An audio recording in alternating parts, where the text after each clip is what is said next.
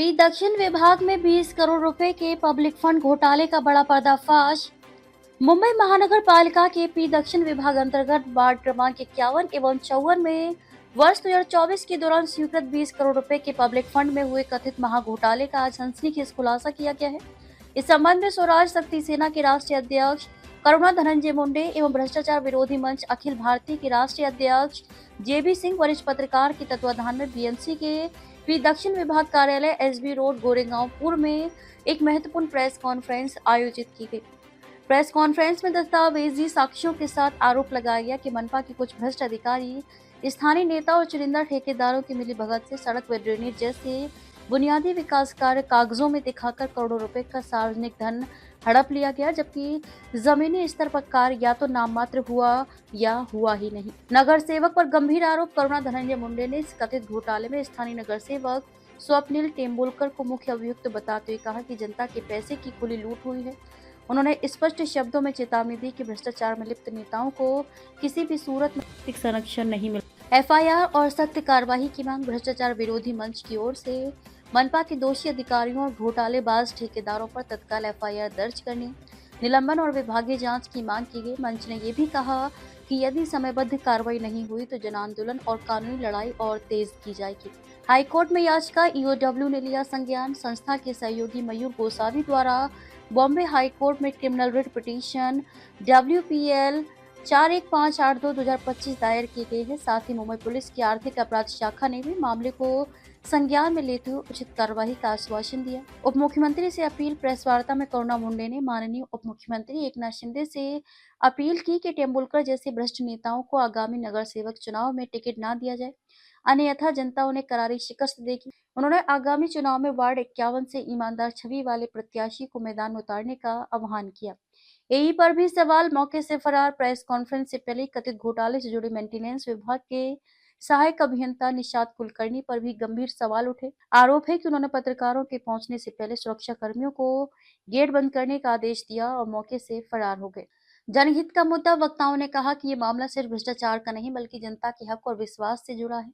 जनता का पैसा, जनता के सवाल के सिद्धांत पर सच्चाई सामने लाई जाएगी और दोषियों को कानून के कटघरे में खड़ा किया जाएगा। आप जानते हैं कि पत्रकार लोकतंत्र का चौथा स्तंभ होता है, जिसे किसी कहीं भी जाने के लिए रोका नहीं जाता। यहाँ पे पी दक्षिण विभाग के अधिकारी ने आदेश दिया सुरक्षा विभाग को, जिससे सुरक्षा विभाग के लोग अपनी रोजी रोटी का ध्यान रखें। जैसा कभी अधिकारी सुरक्षा गार्ड बोल रहा था, मेरी रोजी रोटी का सवाल है, ऊपर से आदेश है, इसलिए मैं दरवाजा बंद कर रहा हूँ। इस पर क्या कहेंगे? मैं तो सर ये बोलूंगा, मनपा बृहद मुंबई महानगर पालिका, जिसको सिविल बॉडी बोलते हैं, सिविल बॉडी, ये सब हमारे पैसे से चलती है, हमारे आपके पैसे चलती है। इसमें न जनता को न पत्रकार को, किसी को भी मनपा के किसी भी अधिकारी को रोकने का कोई राइट बनता ही नहीं। अगर ऐसा किसी ने किया है तो घोटाले पहले उसके ऊपर जो है ऑफिशियल कार्रवाई होनी चाहिए। जबकि मुख्यमंत्री और उप मुख्यमंत्री और पूरा सिस्टम को आप क्या मांग करते हैं?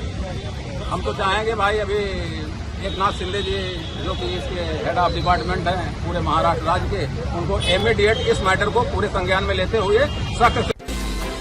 कांदिवली में भाजपा का जोरदार प्रदर्शन। पृथ्वीराज चव्हाण के बयान का विरोध। मुंबई के कांदिवली में भाजपा ने माजी मुख्यमंत्री पृथ्वीराज चव्हाण के भारत पाकिस्तान युद्ध पर दिए गए बयान के खिलाफ जोरदार विरोध प्रदर्शन किया।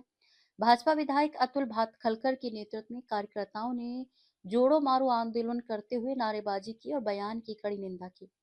भाजपा नेताओं का आरोप है कि पृथ्वीराज चव्हाण के बयान से देश की भावनाओं को ठेस पहुंची है। इस दौरान अतुल भातखलकर ने कहा है कि पृथ्वीराज चव्हाण पहले भी एपस्टीन फाइल को लेकर भ्रामक दावे कर चुके हैं और अब राष्ट्रीय सुरक्षा जैसे संवेदनशील मुद्दे पर गैर जिम्मेदाराना बयान दे रहे हैं। भाजपा ने मांग की है कि पृथ्वीराज चव्हाण देश से सार्वजनिक रूप से माफी मांगे।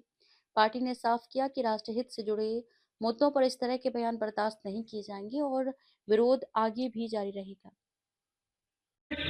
जगातले सर्व संरक्षण तज्ञांनी मान्य केल्यानंतर हा पृथ्वीराज चव्हाण म्हणतो की पहिल्या एका तासात भारताच्या सैन्याचा पराभव झाला होता। अरे किती बेशरमपणा कराल।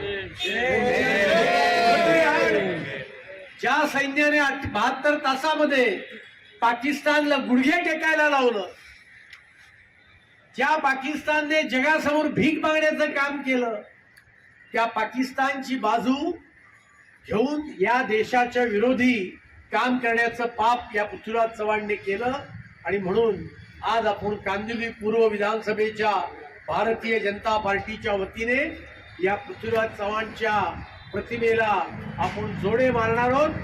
फक्त मी माझ्या चपलांची क्षमा मागतो. तर त्याही मला म्हणतील की इतक्या नालायक माणसाची काय. सर आज चप्पल मारने का काम किया. देशद्रोही पृथ्वीराज चौहान जिन्होंने भारतीय सैन्य का अपमान किया और साथ में हमारे देश के 140 करोड़ भारतीयों के श्रद्धा स्थान माननीय नरेंद्र मोदी जी का अपमान घिनौना आरोप करके किया, इसके खिलाफ पृथ्वीराज चौहान का कोई प्रतिमा को जोड़े मारने का काम आज कांदिवली पूर्व भारतीय जनता पार्टी विधानसभा के कार्यकर्ताओं ने किया है. क्योंकि पृथ्वीराज चौहान ने ये बात बताई थी कि मैं 19 दिसंबर को एपिस्टाइन फाइल खुलने के बाद मैं एक बहुत बड़ा खुलासा करने वाला हूँ और भारत में सत्ता पालट हो जाएगा. इस प्रकार की घिनौनी बात उन्होंने की थी और इसके लिए आज उनके प्रतिमा को जोड़े मारने का काम हमने किया है. और मैं ये पृथ्वीराज चौहान को और कांग्रेस को इशारा देना चाहता हूँ कि वो पूरे देश की उन्होंने माफी मांगनी चाहिए. नहीं तो आने वाले दिन में पृथ्वीराज चौहान जिधर भी जाएंगे उधर भारतीय जनता पार्टी के कार्यकर्ता उनका मुंह काला करके रखेंगे. ये भी घोषणा आज के दिन पर मैं करता हूँ. चौहान को माफी मांगना ही पड़ेगा क्योंकि उन्होंने ये बात कही थी कि एपिस्टाइन फाइल खुलने के बाद बहुत बड़ा खुलासा होगा. लेकिन इस प्रकार की घिनौनी बात, देशद्रोही बात उन्होंने की है और इसके लिए उनको माफी मांगना पड़ेगा. नहीं तो हम उनके खिलाफ क्रिमिनल डिफेमेशन केस भी कोर्ट में दायर करेंगे. 2 करोड़ की ब्लैकमेलिंग का खुलासा, नेता पत्रकार सहित 7 गिरफ्तार, 6 फरार. हनी ट्रैप गिरोह के 13 में से 7 आरोपी पुलिस की गिरफ्त में. नागपुर शहर में हनी ट्रैप और ब्लैकमेलिंग का एक और सनसनीखेज मामला सामने आया है. एक डॉक्टर को प्रेम जाल में फंसाकर 2 करोड़ रुपए की खंडनी मांगने वाले संगठित गिरोह का क्राइम ब्रांच ने पर्दाफाश किया है. इस मामले में अब तक 7 आरोपियों को गिरफ्तार किया गया है, जबकि 4 महिलाओं समेत 6 आरोपी फरार हैं.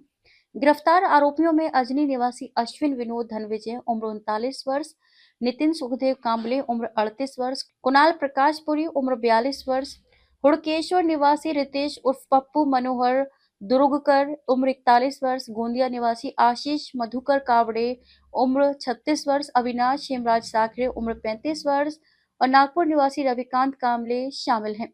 वहीं फरार आरोपियों में गोंदिया जिले के बनगांव आमगांव निवासी मोना गोपाल चिखलोंडे उम्र 45 वर्ष, आरुषि भालाधरे उम्र 28 वर्ष, शुभांगिनी बापू निम्बुलकर उम्र 19 वर्ष, एक महिला पत्रकार के साथ साथ तहसील निवासी पठान उम्र 50 वर्ष और राम टेक्कर उम्र 55 वर्ष का समावेश है. सभी की सरगर्मी से तलाश जारी है. होटल में रची गई साजिश. पुलिस जांच में सामने आया है कि साजिश की शुरुआत सितंबर 2025 में हुई थी. पीड़ित डॉक्टर किसी काम से गोंदिया जिले के आमगांव गए थे, जहां गिरोह की एक महिला ने उन्हें अपने प्रेम जाल में फंसाया. होटल में आपत्तिजनक वीडियो रिकॉर्ड कर दिया गया, जिसके बाद डॉक्टर को ब्लैकमेल किया जाने लगा. आरोपियों ने खुद को पुलिस अधिकारी, सामाजिक कार्यकर्ता और पत्रकार बताकर डॉक्टर को धमकाया कि यदि 2 करोड़ रुपए नहीं दिए गए तो वीडियो वायरल कर उन्हें झूठे गंभीर मामलों में फंसा दिया जाएगा. बदनामी के डर से डॉक्टर ने पहले ऑनलाइन और नकद मिलाकर 1,78,000 रुपए दिए. होटल दर्शन टॉवर में जाल. 18 दिसंबर 2025 को डॉक्टर ने नागपुर पुलिस से संपर्क किया. क्राइम ब्रांच ने सेंट्रल एवेन्यू रोड स्थित होटल दर्शन टॉवर में जाल बिछाया. रकम लेने पहुंचे अश्विन, नितिन और कुणाल को रंगे हाथों गिरफ्तार किया गया. उनकी निशानदेही पर रितेश, आशीष और अविनाश को भी पकड़ा गया. सभी आरोपियों को कोर्ट में पेश किया गया, जहां गंभीरता को देखते हुए 7 दिन की पुलिस हिरासत सुनाई गई है. सूत्रों के अनुसार इस मामले में एक और राजनीतिक नेता पर कार्रवाई हो सकती है. सफेद पोश बनकर वसूली जांच में खुलासा हुआ है कि गिरोह के सदस्य खुद को सामाजिक कार्यकर्ता, नेता और पत्रकार बताकर लोगों को हनी ट्रैप में फंसाते थे. आरोपी कुणाल एक बड़ी राजनीतिक पार्टी से जुड़ा बताया जा रहा है, जबकि रविकांत एक यूट्यूब चैनल से जुड़ा पत्रकार है.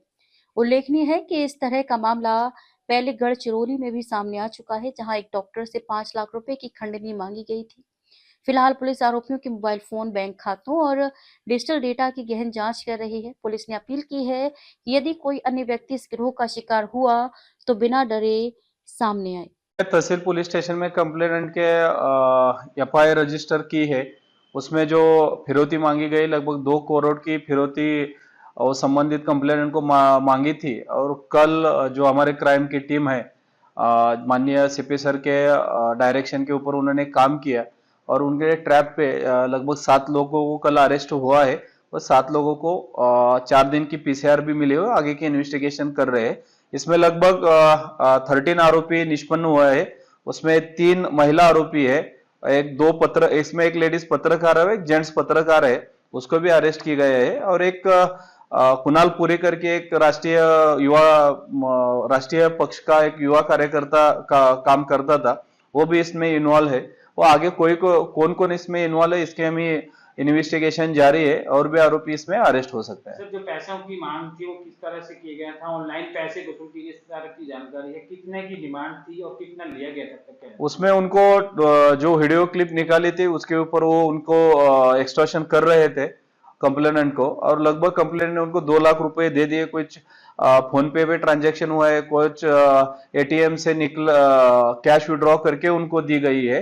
ऐसे सब इन्वेस्टिगेशन में निष्पन्न हुआ है। आगे भी कोई जो बाकी आरोपी 6 बाकी आरोपी है वो भी निष्पन्न हुए हैं, उनको जल्दी से जल्दी हम अरेस्ट करेंगे। सर, पत्रकार का नाम क्या है? सामाजिक जो संगठन से कार्यकर्ता जो बता रहे हैं उसका नाम क्या वो है? जो है, जो कार्यकर्ता है एक पार्टी का, वो कुणाल पुरी करके है, और जो पत्रकार है वो रविकांत कांबड़े करके एक पत्रकार है। सर, संगठित गिरोह है, इससे पहले भी शहर में कुछ इस तरह से घटना किया है क्या? कुछ जानकारी मिल पाई? उसके बारे में अभी तक इंफॉर्मेशन नहीं मिले, वो कंप्लेनेंट कोई सामने नहीं आया, लेकिन इन्वेस्टिगेशन में जरूर पता चलेगा इन लोगों ने और किसी को ऐसा सेक्सटॉर्शन में फंसाया है क्या, उसके बारे में हम इन्वेस्टिगेशन कर रहे हैं।